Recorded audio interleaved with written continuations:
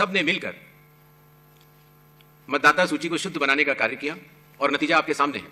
0 appeals, अर्थात बिहार की मतदाता सूची अधिकतम शुद्ध मानी जाएगी। अब फेज 2 12 राज्यों में या संघ शासित प्रदेशों में आरंभ होने वाला है। एसआईआर के समय ईआरओज और एईआरओज मिलकर सबसे पहला जो काम करेंगे वो इन्यूमरेशन फॉर्म्स को प्रिंट करेंगे। जिन राज्यों में एसआईआर हो रहा है या अभी होने वाला है, उनकी मतदाता सूची आज रात को 12 बजे फ्रीज कर दी जाएगी और उन हर मतदाता को जिसका नाम उस सूची में है उसको एक यूनिक इन्यूमरेशन फॉर्म प्रिंट करके बीएलओ उसके घर देने जाएंगे। इन्यूमरेशन फॉर्म में वो आवश्यक डिटेल्स होंगे जो कि आज की मतदाता सूची में है। जब बीएलओ फॉर्म्स डिस्ट्रीब्यूट करना शुरू करेंगे एग्जिस्टिंग इलेक्टर्स को, उसके बाद इन्यूमरेशन फॉर्म में जिसका भी नाम है वो उसको लिंक करने का प्रयास करेंगे कि क्या उन्हीं का नाम 2003 की सूची में था। अगर था तो उनको कोई भी कागज और नहीं देने होंगे। इसी तरीके से अगर उनका नाम स्वयं नहीं था और उनके पिताजी या माताजी का नाम था तो भी उनको कोई और कागज नहीं देने होंगे। तो ये लिंकिंग और मैचिंग बिहार, जब हमने एसआईआर किया था तो सिर्फ बिहार की अवेलेबल थी और आज पूरे देश की 2002 से 4 में हुए एसआईआर की मतदाता सूची जो लिंक दिया गया है voters.eci.gov.in पर कोई भी देख सकता है और इस मैचिंग को स्वयं भी कर सकता है।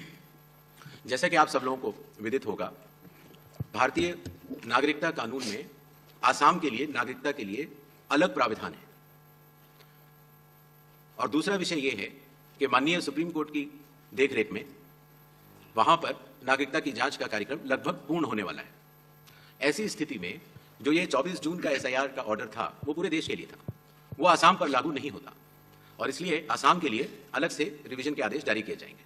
जहां तक आधार की बात है, माननीय सुप्रीम कोर्ट ने कहा है कि आधार का उपयोग आधार एक्ट के अनुरूप होगा और आधार एक्ट के सेक्शन 9 में यह कहा गया है कि आधार डोमिसाइल का या सिटीजनशिप का प्रमाण नहीं होगा। जहां तक जन्म तिथि की बात है, उसके ऊपर भी माननीय सुप्रीम कोर्ट के कई आदेश हैं जहां पर यह कहा गया कि आधार जन्म तिथि का प्रमाण नहीं है और इसका ध्यान रखते हुए आधार अथॉरिटी ने अपना नोटिफिकेशन जारी किया। और आज भी अगर आप कंप्यूटर से अपना नया आधार डाउनलोड करते हैं तो उसमें लिखा होता है आधार कार्ड पर ही कि आधार कार्ड न तो जन्म तिथि का प्रमाण है, न डोमिसाइल का और न कि नागरिकता का।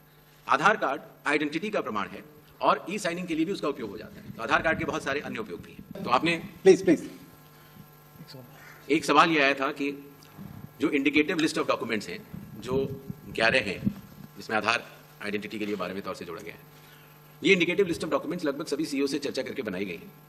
बट फिर भी जब हियरिंग हो और उस समय ये सिद्ध करना हो किसी को अपनी जांच में कि मैं नागरिक हूं, तो वो कोई और अगर डॉक्यूमेंट देगा तो उसके ऊपर ईआरओ विचार जरूर करेंगे, लेकिन indicative list of document bye and large यही रहेगी। आपको बताना चाहता हूं कि पिछले 2 महीनों से इन सभी 12 राज्यों के चीफ इलेक्टोरल ऑफिसर्स ने और आईटी डिपार्टमेंट ईसीआई नेट के साथ मिलकर जो बैकएंड पर इतनी सारी मैचिंग कर ली है कि अब ये जो एसआईआर जो इन 12 राज्यों में होगा तो काफी कई बार एक बार जब बूथ लेवल ऑफिसर घर जाता है तो या तो कुछ मतदाता अवेलेबल नहीं होते या कहीं गए होते हैं और या उनको मैचिंग या लिंकिंग करने में कोई समय लग रहा हो, तो ऐसे केस में बूथ लेवल ऑफिसर्स दूसरी बार भी जाएंगे और तीसरी बार भी जाएंगे। 3 बार हर बीएलओ हर घर जाएगा। जो प्रवासी लोगों की समस्या को हटाने के लिए जो राज्य से कुछ समय के लिए बाहर गए हुए हैं लेकिन वहीं के सामान्य रहने वाले हैं, वो ऑनलाइन भी भर सकते हैं और खास तौर से कई बार अर्बन वोटर्स को, क्योंकि उनके दिन के समय ही ऑफिस आवर्स रहते हैं, तो वो भी ऑनलाइन भर सकते हैं। बूथ लेवल ऑफिसर का यह भी कार्य होगा कि जब वो इन्यूमरेशन फॉर्म देता है तो इन्यूमरेशन फॉर्म दस्तखत करके मतदाता को वापस भी करना होता है। तो अगर मतदाता की मृत्यु हो चुकी हो या वो स्थायी रूप से प्रवास कर चुका हो या वो एक से जगह ज्यादा रजिस्टर हो गया हो तो वो उस जगह दस्तखत नहीं कर पाएगा और ऐसे लोगों की शिनाख्त करना भी बीएलओ की जिम्मेदारी है। एक बात मैं फिर कहना चाहता हूं कि जो मतगणना वो इन्यूमरेशन फॉर्म की जो फेज होगी उसमें किसी भी व्यक्ति से किसी और कागज की आवश्यकता नहीं होगी, बस उन्हें अपनी मैचिंग या लिंकिंग दिखानी होगी कि 2003 में किसके साथ है।